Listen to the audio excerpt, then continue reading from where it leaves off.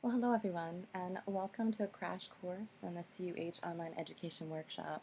I know all faculty are going to be expected to have completed this by June 1st and to have been able to submit their courses for faculty review, which is expected to be finished by August 15th. I know these deadlines seem pretty extreme, but it's really important that our students are able to get the best and the most they're able to out of these online forums. So once you log in, you're going to see this online education workshop main screen. And before we get started, I just wanted to share with you how I'm communicating with you right now. So I'm on a Mac, which has QuickTime Player built in. And if you go to QuickTime File New Screen Recording, and then if you make sure that you click here that the built-in microphone is working, then you'll be able to speak over your screen recording and just have it show up as a video that you can then upload to YouTube, which is what I do, or Canvas.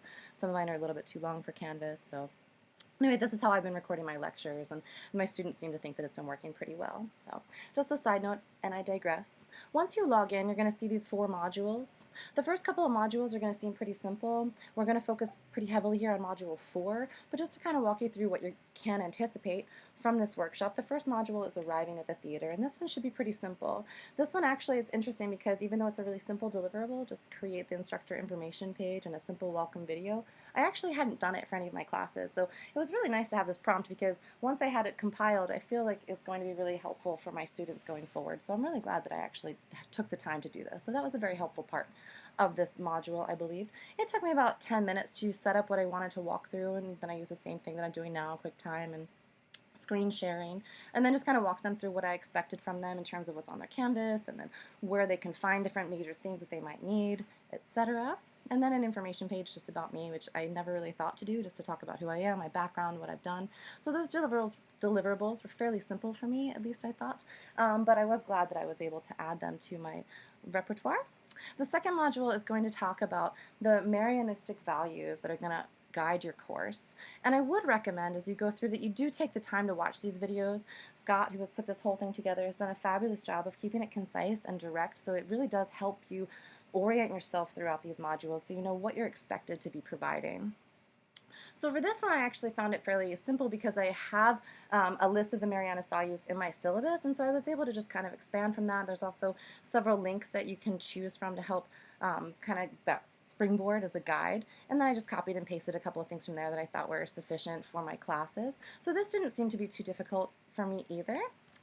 And this is a screenshot of many different links that are provided to you. So if you are unable to complete any of these modules, just take the time to flip through some of the supplemental reading, and you'll be able to work through it piece by piece pretty easily.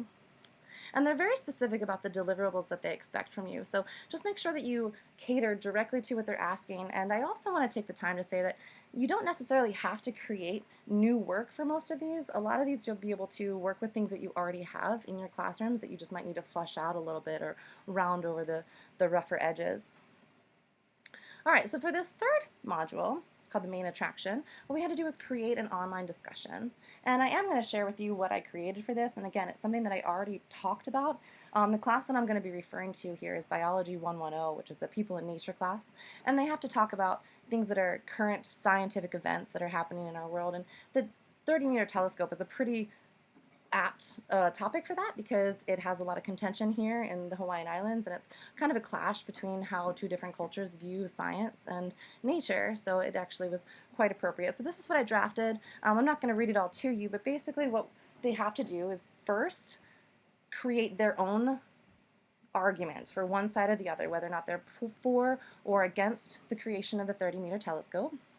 And then to pick people who have the opposing argument. So pick someone who picks the opposite side and then engage them in comments and attempt to sway their opinion. And so in this way, I'm hoping to engage student discourse and civility, obviously, to be able to see that there are opposing points of view and perhaps counter with your own opinions and understand that sometimes nature gets messy. So anyway, I thought this was a pretty fun one, but again, it was something I already had as a requirement that I just kind of fleshed out to meet their deliverable characteristics. So don't feel like you have to reinvent the wheel on all of these.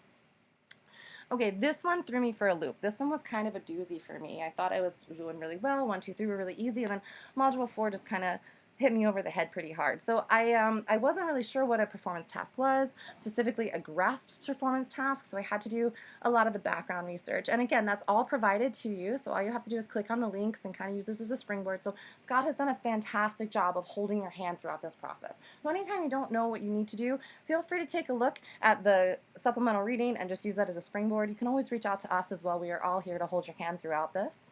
But they have specifics for what a performance task is, which I'm going to talk about in a second. Examples are all outlined for you. Some of them might even be something that apply to you that you might need to be able to use that and just kind of modify it a little bit to fit your needs. And then they also have a little design sheet here that you can click on that can help you work through the framework of whatever your performance assessment is. And the best advice I got for this is that you want to create a project that you actually want to grade, something that's going to be fun for you, because it's going to be a good bit of work. And if you don't feel like there's a reward on the other side of it, it's not going to be, well, as rewarding. So you want to pick something that's interesting to you and hopefully interesting to your students as well. So before I show you what I did, I want to talk you through what is the performance task, what are the 7 major characteristics of a performance task. Basically, a performance task is an alternate assignment that's going to ask students to do a performance in order to demonstrate their knowledge. So instead of taking a test or writing an essay, these will have to actually physically do something in order to apply their learning in context, and that's very important. And so performance tasks have 7 major characteristics. The first is that it calls for application of the knowledge and skills, not just recall or recognition. Secondarily, it's often open-ended and doesn't yield a single correct answer. And so the fact that there can be multiple different responses that still meet success criteria mean that you need a really stringent rubric. And rubrics aren't something that I'm used to developing very strongly. I kind of just throw out my requirements and hope that people meet them. But for this task, we really do need a very specific rubric because we have multiple different responses that might be able to, again, meet the successful criteria.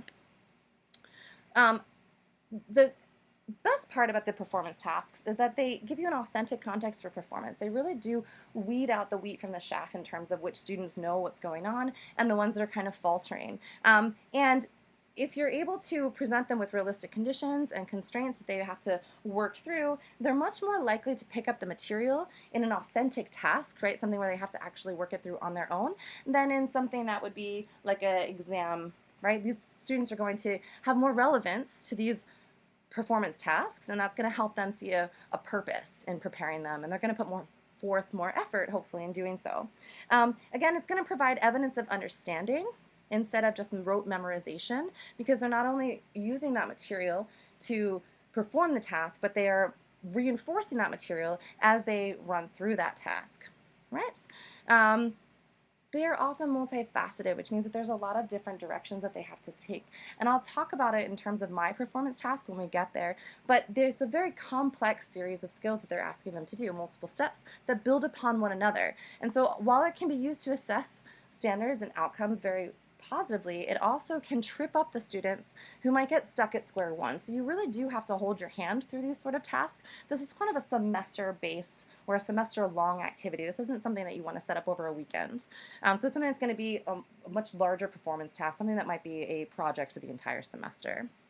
Because again, it's multi-steps, and all the steps are going to build. So they have to learn step A before step B, etc. And the cool thing about performance tasks is that you can integrate multiple facets of your discipline. So you can integrate 2 or more subjects, right, as well as more modern skills. So oftentimes things are more complicated and messy in the real world than they are in your classroom, and this allows for students to be able to kind of sort through what's important and put tasks and content from multiple different disciplines together to be able to help create something that's actually larger than either of the disciplines independently. And this last part is the part where I was saying we have to have specific rubrics. So performance tasks are going to kind of open-ended. So we have multiple different ways that they can attack the problem, multiple different problems that will arise based on which steps they choose to take in the beginning. And so we need to have very clearly defined criteria so that we can have evaluation amongst multiple different, possibly very, very different tasks that they have come about from the same initial problem. And so we have to have very detailed scoring rubrics, and I'll talk about my scoring rubric when we get there, and that's going to help us to kind of normalize all of the different projects that we put forward. So now that I've talked about performance tasks, I'm going to show you a little bit about the performance task that I put forward for my students. And again, this is a project that we've actually worked on for several semesters, so this isn't something that just kind of came up out of the blue. But it was really nice in terms of that I hadn't actually sat down and written the 5-page paper of exactly what I expected from them and what the rubric was. So again, it's a way for you to, this whole course is a way for you to flush out parts of your courses that may not necessarily have had the amount of time that they should have deserved. So this project stems from one of the modules that I talk about, which is the impact that humans have on the ocean. Again, this is a people in nature class, and so we wanted to talk about the problem that plastic pollution has on the entire planet, but specifically on the ocean. And so the way that we tackled this project is by attempting to partner with local businesses to find a flaw in their business plan that is wasteful or harmful to the environment and figure out an inexpensive and less wasteful alternative to fix it.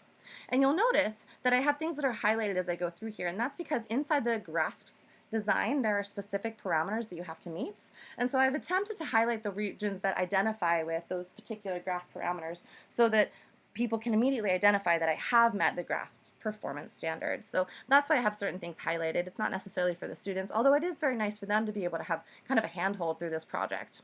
So basically they have to address waste that a local business produces, whatever that might be. And we've had a range of different things that have come out through the years. Some of them have been kind of exciting. We had a Crayola recycling program. A group of students took all of the waste paper from the recycling bins, the paper recycling bins, and made notebooks out of it. Oftentimes they'll replace coffee cups with reusable mugs or plastic straws with metal straws, etc. So realistically, the sky's the limit here with what they can achieve. But they do have parameters, right? They have to do it within the semester, so they can't take on something super large. And they also have to find a small business because we've found that there's a lot of internal resistance from larger businesses. For example, we've tried to work with the pod and it's just too corporate. So you have to make sure that you're working with people who are willing to make those small changes, preferably someone we have a personal connection with. One of our students had parents that owned a flower shop, for example. So they started a composting pile and then turned that into soil that they were able to give out to local businesses, landscaping companies, for example.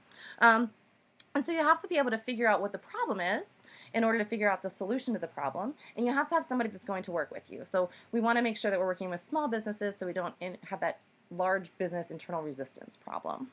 We also want to make sure that they're conscious of how much money that this is going to be spending. So if you can demonstrate a financial benefit to the customers, actually these coffee pods cost less, etc. Or if you just switched over to mugs, you wouldn't have this paper cost to your budget, and you could just wash the mugs, for example. However, if it costs a lot of labor hours or money to do something, they're probably going to be less likely to do it. So I encourage the students to do as much of the actual hands-on as they can. So actually be the ones that are present on the street to actually do whatever it is that needs to be the problem. So identify that problem is task number 1, right? Find out what the problem is and address it. And a lot of times this requires outside of the box solutions, so it's interesting to see what they come up with. And also it's been interesting to see how they come up with the funds, because oftentimes these things are going to cost an initial investment. How much does it cost to come up with the recycling bins, for example? So oftentimes this is an investment that's kind of upfront and might not necessarily be something they have to pay over and over and over again. So they can do one fundraiser and come up with the cost of recycling bins or something like that. One of the things I asked them to turn in that's actually going to be part of the graded section is coming up with an action plan. So discussing who they've talked with, what the startup cost is going to be, where it comes from, and who's going to take over once they've left. And all of that is part of the rubric that we'll see in a little bit. And then last but not least, implement the action plan. So you can see how this is an entire semester-based project, because you can't just do this overnight. And oftentimes we end up with a lot of glitches. So we meet several times throughout the semester and we discuss what kind of hurdles they're coming up with. And it's interesting because oftentimes somebody else in the class might actually know someone that's able to help them with whatever their problem is, etc. But I do tell them that it's very possible that they might have issues. So they might have to roll with the punches. So they might have to have alternative plans or an alternative options if whatever it is that they're doing doesn't necessarily work out. And then on top of that, they have a project presentation that they have to give at the end of the semester. And that's going to talk about what their project is, how they help the local community, etc. And that's all outlined here in the rubric. So it also works on their social skills, and it works on their presentation skills, and their grammatical skills as they have to put things together. So it's a group-based project, but it really does help them in terms of assimilating a lot of the different things that we've talked about throughout the semester. So again, this was something that I had already been working on, but I just wanted to flush out a little bit and kind of put together. So it's actually been really nice. I was very impressed with the end result, even though I was a little bit nervous about the very start of this project. So anyway, I'm glad that you stuck with me for this. I appreciate you listening to me, and I look forward to seeing what you guys come up with. All right, have a fantastic day.